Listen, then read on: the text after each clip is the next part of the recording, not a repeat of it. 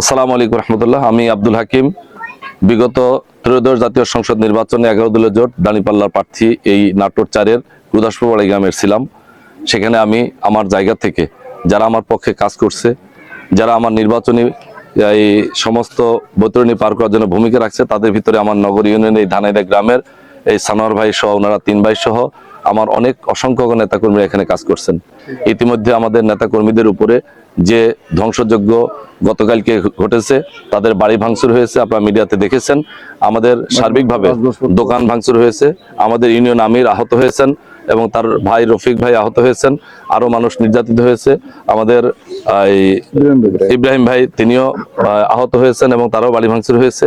সবচেয়ে সানোয়ার ভাইয়ের বাড়ি সহ 3 ভাইয়ের বাড়ি যে সহ 11টি বাড়ি, একটি দোকান ভাঙচুরের ব্যাপারে আমির জামাত মানবতার ফিরিওয়ালা ডাক্তার শফিকুর রহমান এবং জেলা আমির আমাদের ডক্টর মিনুল ইসলাম ভাইয়ের নির্দেশনায় সুস্পষ্ট ঘোষণা যে যত বাড়ি ভাঙচুর হয়েছে সমস্ত বাড়ি মেরামতের দায়িত্ব জামাত ইসলামের পক্ষ থেকে সংস্কার করে দেওয়া হবে ইনশাল্লাহ।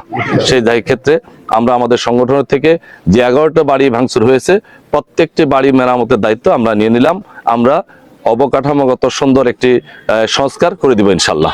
সেই জায়গা থেকে আমাদের ইউনিয়নের আমাদের অ্যাসিস্ট্যান্ট সেক্রেটারি মুজাম্মল ভাই এখানে আছেন, ইউনিয়ন সেক্রেটারি ইসাক ভাই সহ 2 জন দায়িত্ব নিয়ে আগামীকাল থেকে এগুলো কাজ শুরু করে দেবেন ইনশাল্লাহ।